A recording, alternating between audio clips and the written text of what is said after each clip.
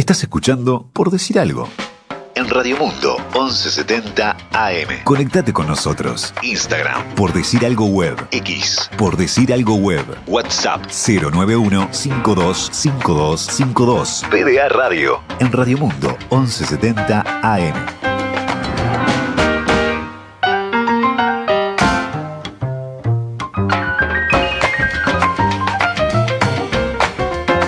Fue a los Juegos Olímpicos de París, a los de Río, a los de Tokio, a los Panamericanos de Toronto, a los de Santiago, también a la Copa de Vela, al Tour de France y a la Volta de Portugal. A Asunción nunca entendimos a qué fue, y menos entendimos por qué volvió de Europa. Cómodamente instalado en posición de comentarista, recorre el mundo desde el sillón de Por Decir Algo para ver qué hay en la agenda global. La Agenda 2030. Es la agenda de Henry Kissinger. No, doctor, esa agenda global no. No me nieguen la agenda de 2030 porque entonces usted está colaborando. La deportiva. Facundo Castro ya está en posición de comentarista.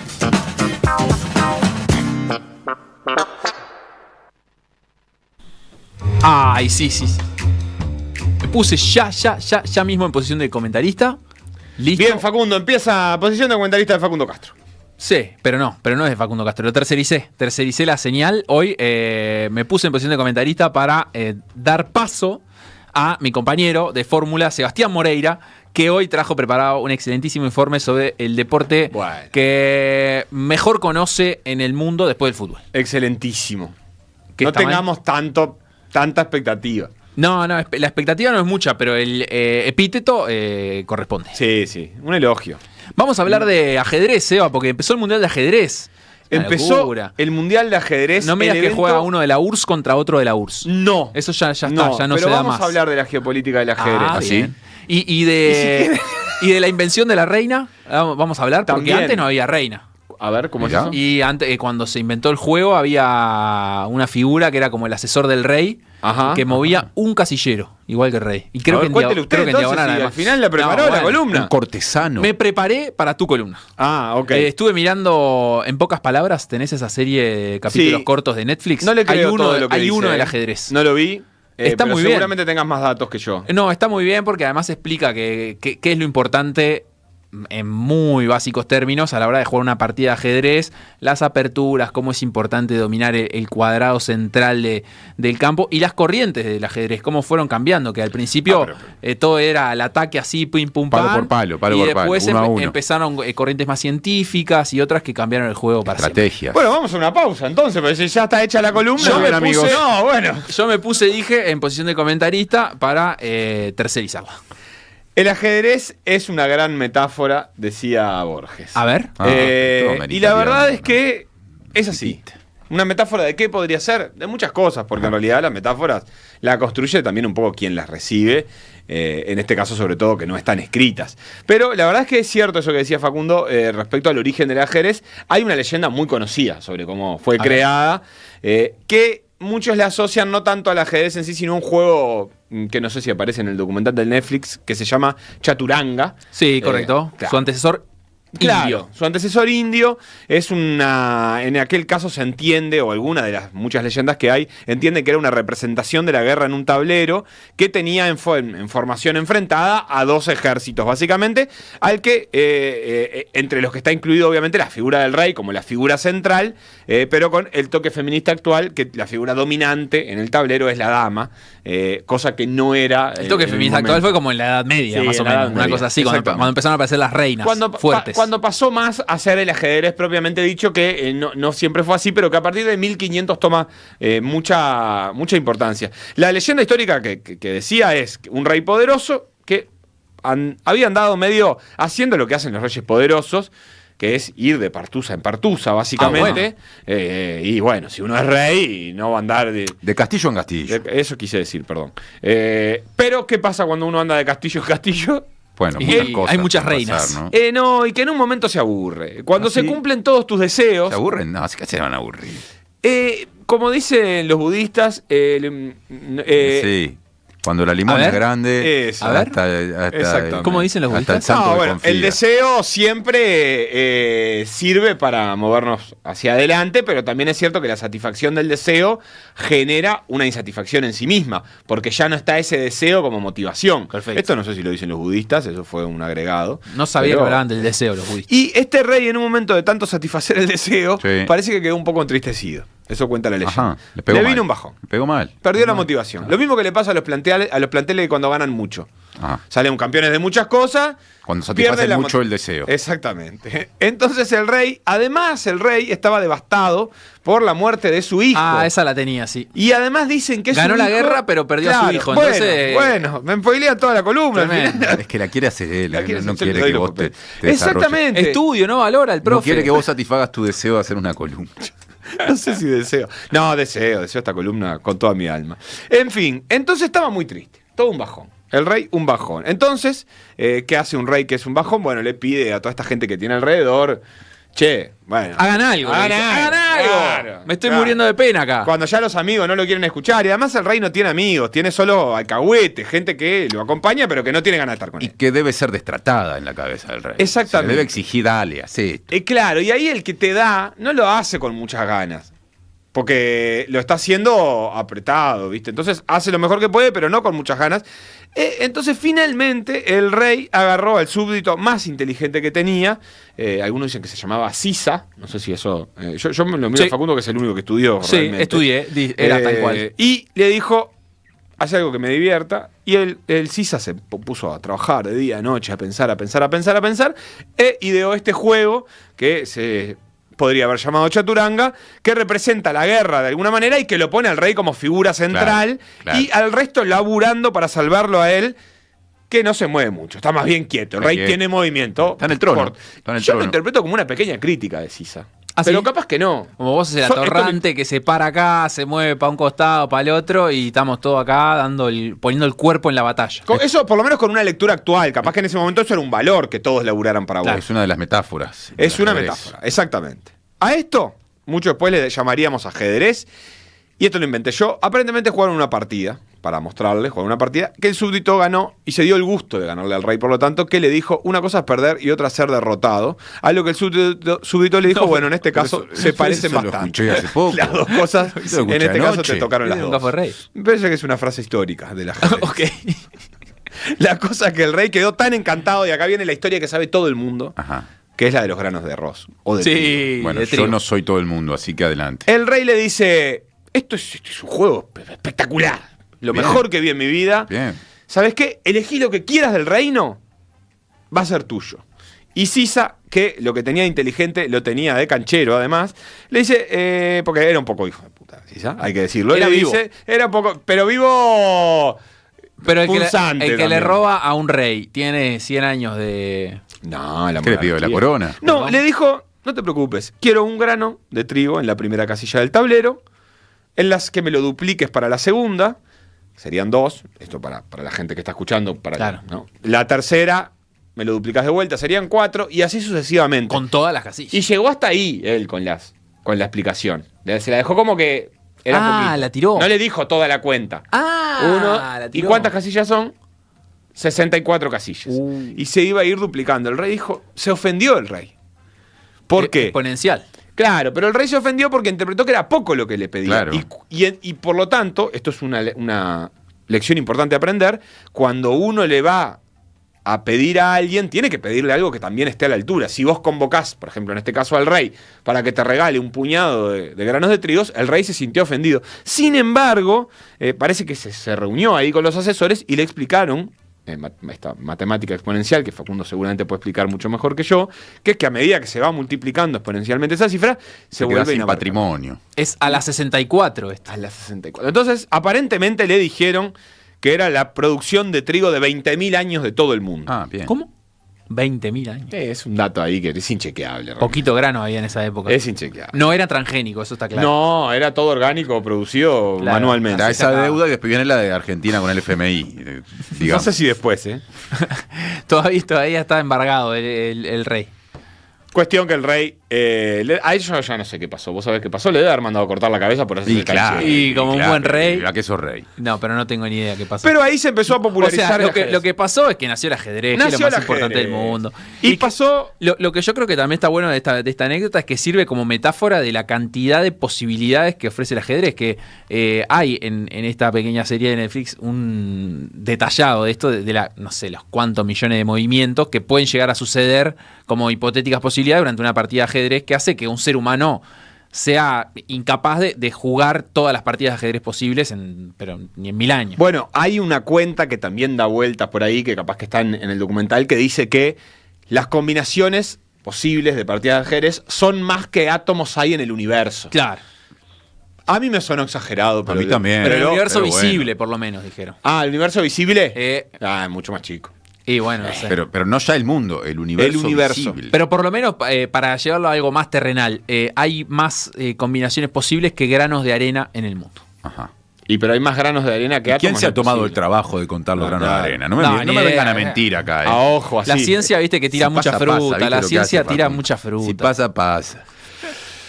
Cuestión que llegó el Mundial de Ajedrez, No me empezó quemé, hoy, y les quiero contar un poquito nomás del Mundial para ponernos a hablar de historias de los Mundiales. Está haciendo en Singapur, a un formato que es al mejor de 14 partidas lentas, o sea, que es bastante largo. Las partidas son de 120 minutos iniciales para cada jugador, y después de la jugada 40 tiene cada uno 30 minutos, y 30 segundos por cada jugada se le va incrementando el tiempo, y después desempatarán en partidas rápidas.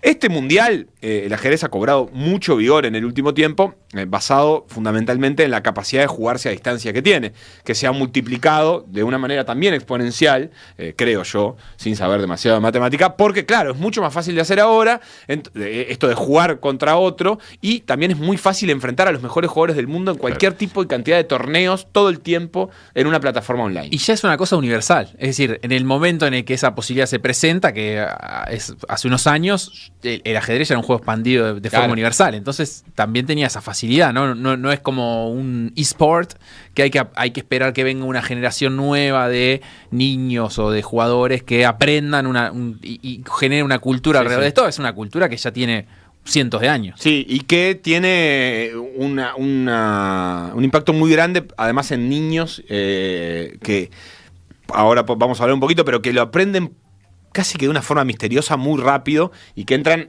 a muy joven edad a competir contra los mejores del mundo. Eso hace que sea muy motivante, porque imagínate, estás aprendiendo a jugar al ajedrez y de repente a los 12 años por ahí jugás en el campeonato nacional de tu país. O más en algunos casos, evidentemente. Pero se está jugando mucho al ajedrez, las plataformas están creciendo mucho. Hay que decir que no es muy habitual, pero en el Mundial de Ajedrez se disputa ahora sabiendo que el mejor jugador del mundo actual y posiblemente el mejor jugador de la historia, que es Magnus Carlsen, el noruego, no compite. No. Él renunció a competir en el Mundial. Ya el Mundial anterior, siendo campeón, decidió no ir. ¿Por qué? Porque se había aburrido, porque él entiende que las partidas lentas son demasiado aburridas, él es muy superior a sus rivales, y se está dedicando a cosas como esta que estamos viendo ahora en el canal de YouTube, que es, además de ganar los torneos serios que no son el Mundial, que eso sí lo juega, básicamente streamea desde su habitación, borracho. ¿En serio? ¿Tapa esa? Bien. Ahí está, por ejemplo, lo estamos viendo como borracho con una chiquilina y otros Pero más chiquilines gente, atrás. hay una comitiva. Empieza a jugar. Sí, él tiene su habitación, pone música electrónica y se ponen a tomar, y entonces empieza a jugar. Y hace eso, es su diversión. Ama el ajedrez, ama esa forma de jugar. ¿Pero por qué se hace grave? Yo entiendo una parte de lo que le pasa. Porque si vos resolvés muy rápido algo que el otro, dado que el reglamento lo ampara, puede resolver realmente peor que vos y tomándose mucho más tiempo. En un momento es un poco desalentador estar ahí. Sí, y además el ajedrez, en esto que tiene de positivo, también lo tiene un poco de negativo, que es que se volvió un deporte que tiene mucho estudio a través de computadoras. Hoy por hoy, ya hace muchos años, ningún humano le puede ganar a una computadora, a un celular directamente. Claro. Entonces, la verdad es que lo que terminan jugando los humanos es a quien sabe desarrollar mejor las líneas que los módulos de computación entienden. Entonces, cuando lo tenés desarrollado, hay lugares donde ya no hay mucho lugar para la improvisación, sobre todo en partidas lentas. A él le gustan más las rápidas porque ahí tiene que aparecer la picardía y de hecho está siendo principal patrocinador de un formato de ajedrez que se empieza jugando con las piezas en desorden. Es decir, se ubican en el tablero de una manera que no es la tradicional. ¿Pero es arbitraria o viene pautada? No, bueno, los dos empiezan con la misma posición, pero se sabe en el momento, les dan una determinada cantidad de tiempo después de que la tienen para estudiarla y empiezan de ahí. Entonces eso anula la teoría. ¿Y el ajedrecismo tradicional permite esas cosas? ¿No genera discusiones? Genera muchas discusiones, pero más discusiones genera lo que han sido los mundiales que ganó Magnus Carlsen, donde por ahí jugaban 14 partidas, como pasó con Fabiano Caruana, y todas eran un empate, porque ya no había posibilidad de vencer al otro realmente, con suficiente tiempo para pensar. Entonces, nadie quería ver eso. Para fortuna del mundo, sí. Magnus Carlsen no compite. Compite Ding Liren contra Gukesh Domaraju, que le decimos Gukesh, los que seguimos el mundillo del ajedrez, porque no sabemos pronunciar ninguno de todos los apellidos indios que hay. Indios, bien. Ding Liren es el chino triste. Es el actual campeón del mundo, número 23 del ranking, ojo, pero actual campeón. Y llegó acá, después de ganarle la final a Nepo, en este final que si Conrado tiene por ahí, podemos poner, porque hay relato, y yo quiero que Tincho vea lo que es un relato de ajedrez. Este momento es en el desempate. Se pone que nos vamos a 5+3. Está buscando petróleo, Nepo, Ding Liren Está buscando cosas. El tablero de ajedrez Sí, ya. No, se presenta en el medio. Torre C4 es la única que se me ha ocurrido, pero ahí al fin. Y arriba a la derecha todo el esto, trío de españoles más A ver conocido si del mundo alguno de los que hispano, que me es el están que relata. escuchando. Y el de abajo a la izquierda es Nepo. En esta posición había unas tablas cantadas y la única manera que tenía Ding Liren era. Pues no, último seguro que no, porque Magnus ganó en el segmento rápido. A ver si alguien nos lo puede decir. Dame 4 pensando Ding. Si no hace rey G8 y rey H7, a su familia le da un jamacuco. Lo que le quiere decir ahí, Pero está pensando que no pueden ganar. Cuidado con Ding. Cuidado con Ding, que todavía hace tanto F7. Cuidado con Ding, que todavía con minuto y 20 hace. Ding suave. Es la típica, igual ha hecho rey H7 para ganar tiempo y ahora te juega a ganar, ¿eh? Pero que no puedes a ganar con un minutito, Ding. Con un minutito. Rey G2. Va a jugar el tío a ganar, ¿eh? ¡A jugar ¡El rey se clava! ¡No! ¡Puede venir a T4! ¿Pero qué ¡La hace? torre se queda fatal! Pero Torre G6 es una locura de jugada. O sea, yo cubrirse en F7 lo entiendo, pero en G6. Quiere hacer dama G4 y no pasa nada. Ya, pero la clavada te de hecho, el chino triste todavía no era el chino triste, era el chino arriesgado, tenía felicidad en la vida, como este rey que todavía estaba corriendo por su deseo, y en el momento en el que su rival, Nepomniachtchi, un ruso un poco más favorito que él, digamos, lo estaba casi ofreciendo tablas por repetición, Ding hace una jugada que todos los manuales de ajedrez dicen que no debes hacer, que es clavar a su torre delante del rey, es decir, perder la movilidad de su torre. Una jugada que él entendió que le daba una ventaja a posteriori, que efectivamente fue así, porque Ding empezó a construir a partir de ahí una ventaja porque todavía era el chino feliz. Y llegó el final de la partida. Conrado, si lo tenés por ahí para ver el final del mundial pasado. Pepe Cuenca, el que relata, es el del medio, ¿eh? Es la cadena ser de la gente. De lógica también. Perfil B2 parece un jugador, sí. Sí, Pero vamos a F5 ver. es mala. H5 tablas porque no tienes casilla buena para defender el peón. Alfil 5 H5. Hay que hacer H5. Cuidado. Otra. Le queda un minuto. Si amenaza H5 y la dama no puede mantener la diagonal para defender C2. Bueno, si hace H5 merece ser campeón del Tiene que mundo. hacer H5 el chino. Alfil 5. ¿La hace o no la hace? Tablas. Es la No la profilaxis. hace un minuto, creo que la está oliendo. Cuidadín Liren. H5 casi única gente. Pero H5 dama de 5, Cuidado. No es fácil, no es dama de fácil. 5. Ahí alfil 7, poco a poco. Sí. El tema es evitar la jugada de desviación, ¿no? Sobre el peón de C2. Bueno, menos de un minuto cada uno. 10 segundos por jugada. ¡Hostia! Que nos quedamos sin H5. pantalla. ¡Al rey F1 al F5! Bueno, cuidado, sostén la pantalla, Miguelito. Este tiene que. ¡No! ¡Aguanta! H5, aguanta. ¡Se está cayendo la pantalla! ¡Se está cayendo la Aguanta posición ahí. de Nepo! ¡Es una locura esto! ¡Le viene el Pero es como quien ve trepar a lateral izquierdo, poner un centro al 9 que está solo, y yo lo que estoy viendo ahí es un tablero de ajedrez. Exactamente. No entiendo nada. Exactamente, es el tablero de ajedrez con el que Ding en este momento empieza a salir campeón del mundo, con un relato parcial de todas maneras de quienes lo siguen, que hinchaban por él. Hinchaban por él. Atacar al chino feliz. Es más, ahora lo dejamos correr igual el videito ahí porque se va a hacer su momento de felicidad. ¿Qué pasó después de eso? Ding entró en un pozo depresivo parecido al del rey que inventó el ajedrez. Se puso muy triste, pero muy Después de triste. la genialidad. Después de salir campeón. Claro, pues ya había cumplido con todo. Exactamente. Tremendo. Muy triste. Al punto que empezó a perder todas las partidas. algunas cometiendo errores infantiles, de novato. De novato. Y no quería salir de su casa. Así llegó a que en el último año, en los últimos 305 días que llegaron hasta hoy, no había logrado ganar una sola partida en el ritmo clásico del ajedrez. Digamos que era jugador de ajedrez igual, o sea, muchas ganas de salir de su casa no tuvo nunca. Y chino, además que... o sea, qué sé yo. Disciplinado.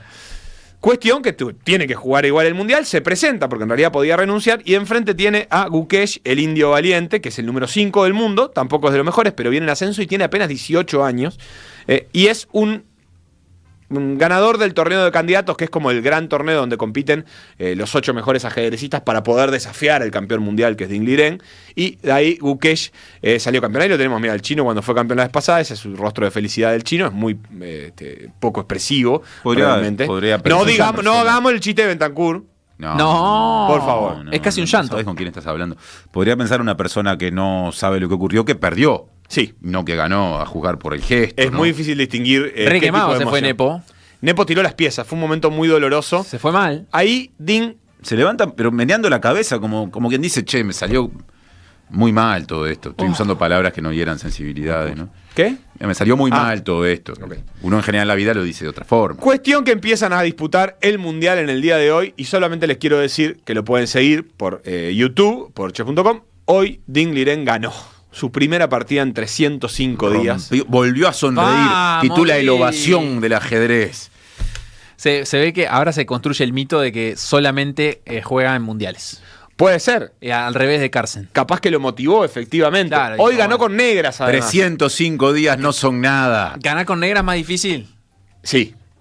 Sí. En general, a este nivel se entiende que sacar unas tablas con negras es un éxito. ¿Mueve blanca primero?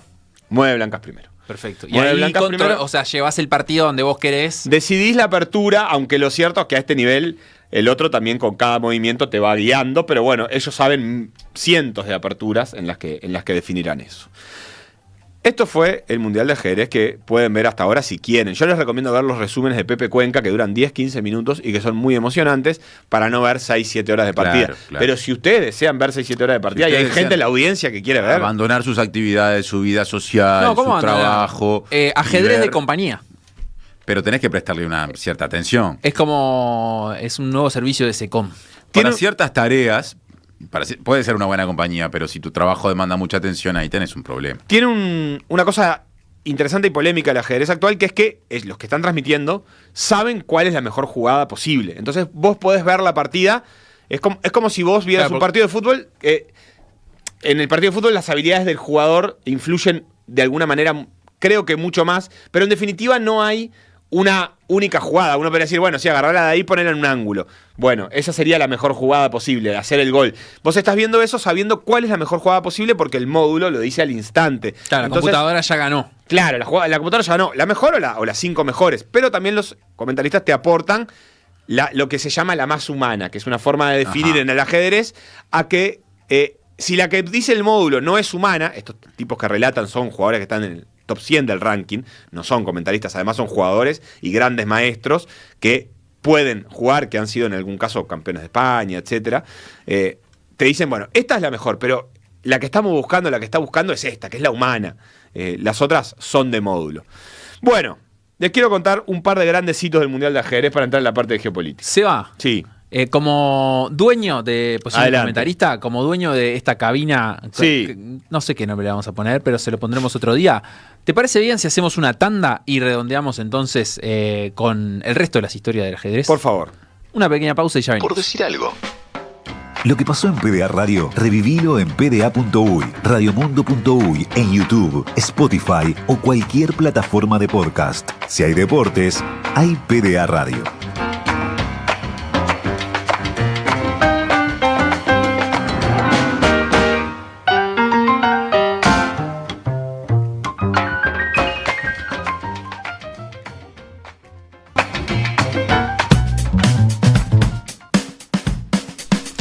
Estamos de vuelta para hacer más enroques y seguir hablando de ajedrez en esta interactiva columna que Sebastián Moreira nos está planteando, con motivo de que empezó el Mundial de Ajedrez y bueno, esto que repasábamos en el bloque anterior, eso lo van a volver a escuchar cuando ustedes quieran, on demand, Spotify, YouTube, donde sea. Pero ahora vamos a hablar de... Ahora vamos a hablar de grandes hitos de los mundiales de ajedrez que representan también concepciones del mundo de cada época. El primero que les quiero contar es en 1927 en Buenos Aires. Es el mundial entre Capablanca y Alekhine. Es la historia de Capablanca, es una historia de las conocidas del ajedrez, del mundo del ajedrez, porque fue un ajedrecista cubano, una Cuba de otra época. Sí. Él se convirtió en uno de los grandes orgullos del pueblo cubano. Muy previa a la revolución, querés decir. Sí, muy previa a la revolución. La verdad es que no tengo la fecha de nacimiento por acá, pero nació por 1900, un tipo de... 1888. Lejísimos. Era un pequeño hijo de un comandante del ejército español en Cuba, que un día su padre estaba jugando una partida de ajedrez contra otra persona, un recreativo, digamos, y en un momento, él le cuenta la leyenda, que Capablanca estaba sentado al lado, y medio que lo para en seco, niño, 5 años, y dice, no, el caballo no, hiciste trampa. El padre dice, no, ¿cómo? Sí, no se puede mover así. El padre iba a proceder a pegarle un sopapo, claro, que es lo que corresponde, por supuesto, y tiene como un rapto ahí de que dice, no es que dice, no debo pegarle a mi hijo porque si no pedagógicamente puede tener perturbación. Fue por otro lado. No, dijo, ¿y este cómo sabe?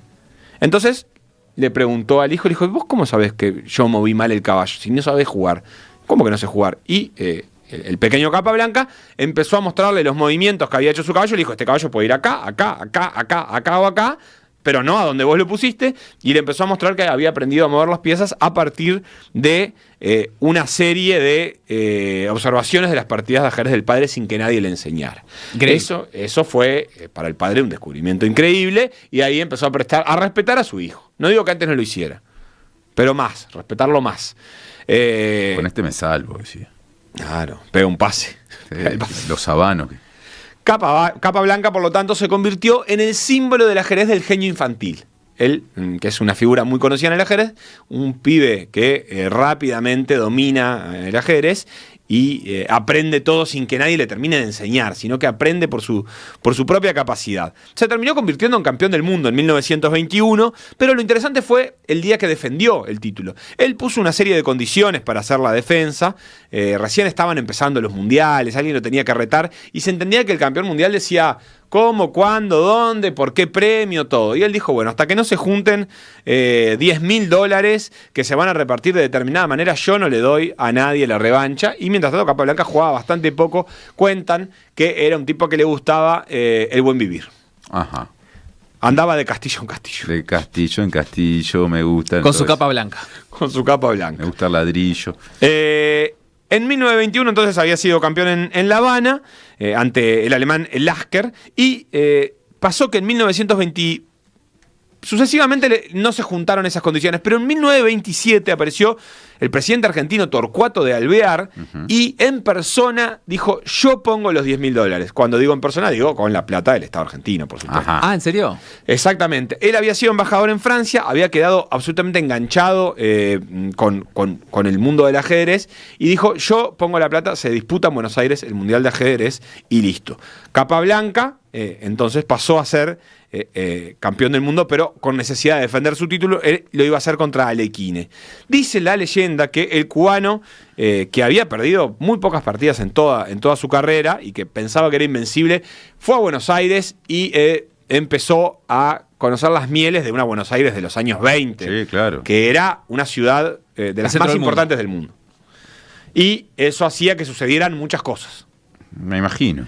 Muchos castillos. Muchos castillos. Mucha bebida, muchas mujeres, mucha comida, especialmente un romance con la argentina Gloria Guzmán, una actriz de la época que parece que fue de alta cobertura mediática, al que Capablanca se entregó como si no tuviera que defender el título mundial de ajedrez. Ajá. En contrapartida, se descuidó. Alekhine inició en algún punto el ajedrez moderno. Fue y estudió a conciencia todas las partidas de Capablanca, entrenó muchísimo, empezó a cuidar su físico, algo que en ese momento no existía en el ajedrez, pero se preocupó por comer bien, por dormir bien, por cuestiones que no estaban asociadas al ajedrez, que todavía era un juego como de dandies. Para que la mente esté lo más despierta posible, digamos. Exactamente. Y el resultado fue que Capablanca terminó jugando mal y perdiendo el título mundial contra Alekhine, se decía, por culpa de Gloria Guzmán, obviamente. Claro. Ella era culpa. La culpa la tenía ella.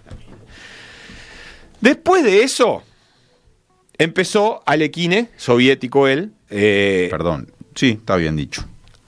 En esa época está bien. Estamos hablando de 20 y pico largo. 20 y pico largo. Sí, no, ¿él es de San Petersburgo o estoy diciendo mal? Bueno, empezó la escuela soviética en la que él fue parte. Nació en Moscú. En Moscú. Y creo que competía por Francia ya en algún momento. Él tuvo algunas dificultades que no me voy a poner a explayar, pero no estaba del todo bien visto por el régimen y en algún momento se fantaseaba con que una partida de ajedrez le había permitido conservar su cabeza pegada al resto del cuerpo de una manera biológicamente responsable.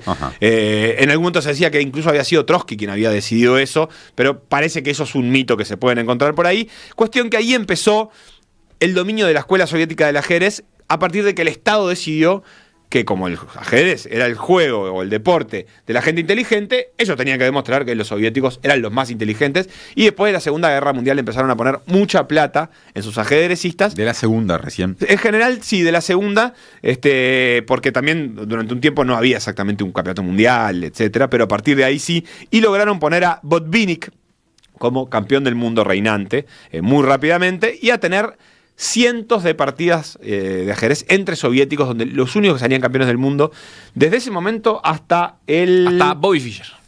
Sí, pero contando la última que perdió Kasparov, que creo que fue en el 2004, ya con bandera rusa, fueron casi 80 años donde solo Bobby Fischer interrumpió. Y esa partida es una de las partidas más emblemáticas de la historia del ajedrez, que es Bobby Fischer contra Spassky en Islandia, que es una historia espectacular. Porque Bobby Fischer es lo contrario, un niño prodigio, era un niño que era un desastre jugando al ajedrez, hijo de una madre que parecía que la estaban espiando desde la Unión Soviética porque ella había nacido en la Unión Soviética y había estudiado medicina y la habían quedado siguiendo algunos espías. Alguno de ellos podría haber sido el padre de Bobby Fischer. Era todo un lío.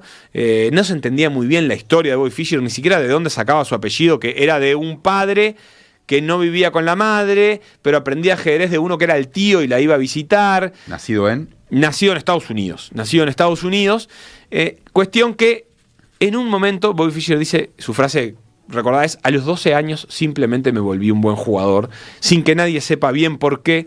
Y ahí empezó a competir. Y toda esta historia de él, su bajo estatus social, su inmenso talento, pero también la cuestión novelesca de que no se sabía exactamente cómo estaba compuesta esa familia, lo empezaron a hacer conocido. El chiquilín de Brooklyn que se sobrepone a la pobreza, huyendo de la Unión Soviética, ni más ni menos, además, su madre.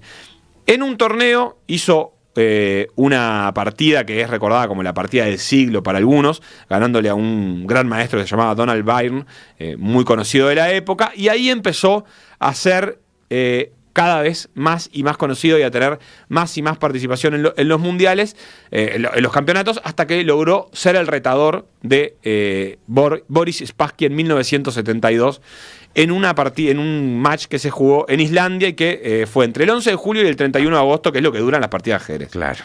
O sea, 2 meses, casi 2 meses. En plena Guerra Fría. En plena Guerra Fría. Esto es interesantísimo porque, para empezar, había que lograr que un estadounidense y un soviético se sentaran a jugar en una mesa de ajedrez, por eso fue como en un territorio neutral, digamos. Fischer estaba absolutamente loco, totalmente loco. A la primera partida no fue, por ejemplo. Nadie sabe muy bien por qué, pero no fue. Se la ganó Spassky. La segunda la perdió con un error que se considera impropio de su carrera. De los que no podés cometer a ese nivel. Exactamente. De los que nadie comete. Nadie, no lo comete ni nadie. Él lo hizo. Después ganó la tercera partida y a partir de ese momento encaminó. Pero en el medio, él presentó una serie de demandas que, por ejemplo, incluyeron un dato que voy a decir antes. Lo convenció Henry Kissinger de que viajara a Islandia. Él en un momento se empacó y dijo que no iba a viajar nada. Estaba en Nueva York y no se quería tomar el avión. Y como cuando Valle lo fue a buscar a Obdulio a la casa antes del Mundial del 50, fue Kissinger a buscarlo y le dijo: no, escúchame, esto es muy importante para... Es un papelón. Es un papelón. Es un papelón. Aparte a Kissinger, con lo que le gustaba ganarle a los soviéticos. Claro, pero en el 75 no se presentó efectivamente después. Claro, en el 75 no se presentó. Después, cuando estaba ahí, exigió, por ejemplo, él dijo que las cámaras de fotos que sacaban fotos lo distraían y que por eso había perdido, y exigió y logró que se retiraran las cámaras de fotos a no sé cuánta distancia. Y la tercera parecida partida, a la de Milei con los tosedores. Sí. Lo que pensé fue en eso, que también perdió el debate por eso. Pero ganó la elección. Algo parecido a lo que le pasó a Bobby Fischer. En la tercera directamente logró convencer a Spassky que la jugaran en otra habitación, no en la principal, sino en una habitación que no tuviera ruidos. Bueno, así fue agregando cosas como, por ejemplo, hizo que examinaran su silla porque decía que le habían infiltrado a los servicios de inteligencia soviéticos para no sé qué corno, cosa que al final no había. Pero la cuestión es que Bobby Fischer terminó ganándole a Spassky. Ellos tenían un buen vínculo de todas maneras y terminó siendo campeón del mundo. Pero después de esa partida desapareció totalmente del ajedrez competitivo, rechazó todas las invitaciones para jugar en torneos y campeonatos y de hecho terminó considerándose que no se presentó a defender el título. En realidad no es que no se presentó porque no dio la defensa del título y le dieron el campeonato, le retiraron el campeonato del mundo porque no quería ponerlo en juego. No solo eso, finalmente Fischer regresó después en 1992 a jugar una partida contra Boris Spassky en Yugoslavia como símbolo de la unión de Estados Unidos y Rusia, de la unión post caída del muro, sí, claro. Como lo que había sido el símbolo de la Guerra Fría, lo reproducimos en los 90, jugaron una partida, pero supuestamente violó las sanciones que había de la ONU contra Yugoslavia en aquel momento y terminaron librándole una orden de arresto de Estados Unidos y de hecho lo pusieron, no lo arrestaron, pero después, 10 años después, lo arrestaron en Japón por estar usando un pasaporte de trucho de Estados Unidos. Fantástico. Y cayó en cana. Final espectacular, final de Bobby Fischer. Hay varias películas sobre eso que pueden buscar y que recomiendo altamente. Y bueno, creo que hasta acá ya está. Sí, yo quería complementarte con un dato que es esto que vos mencionabas. Entre el 48, que fue la primera vez que ganó un soviético.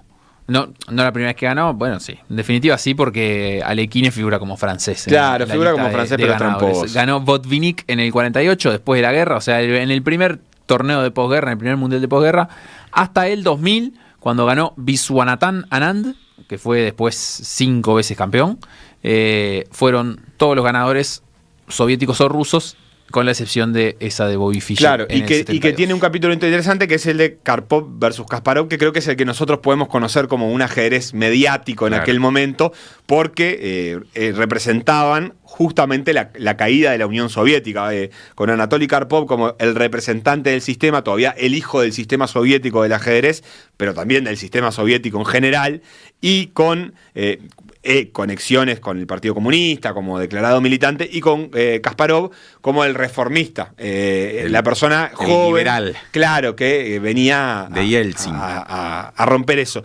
El último es...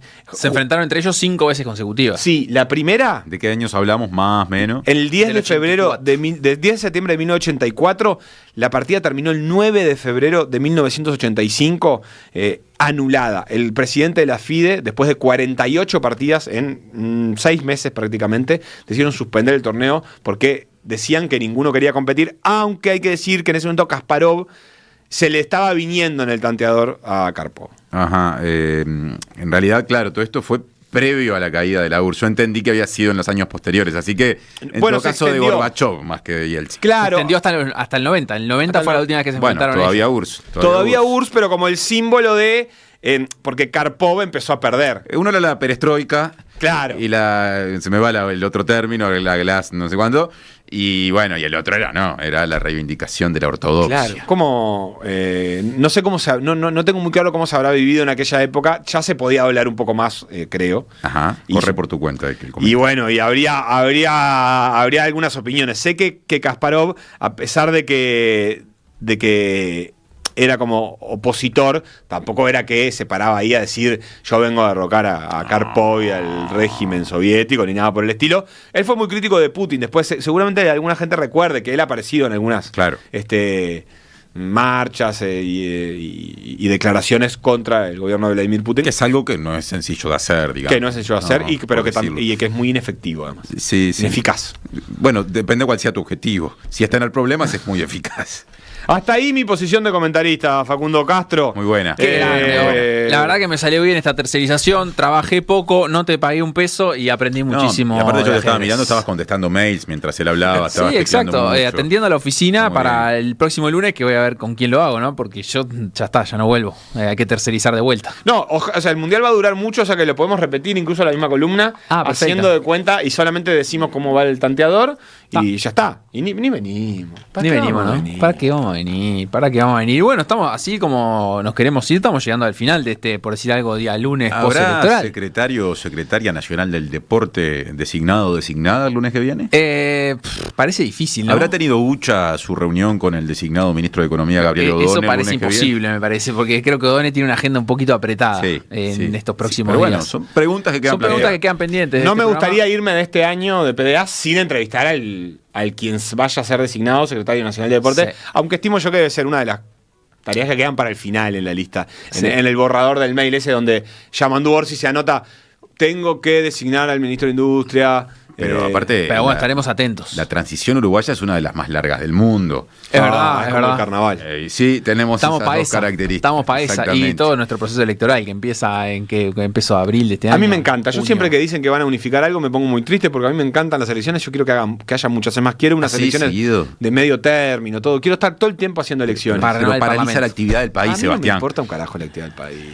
Bueno, y lo que sí te puede importar un carajo es mañana se empieza a definir el campeonato uruguayo, ¿eh? Ojo, ¿Cuándo? Estamos hablando de fútbol. Uruguayo? Y no sé, mañana hay fecha, penúltima de clausura, la tiro por ahí. Uruguay, esto es un combo así de noticias.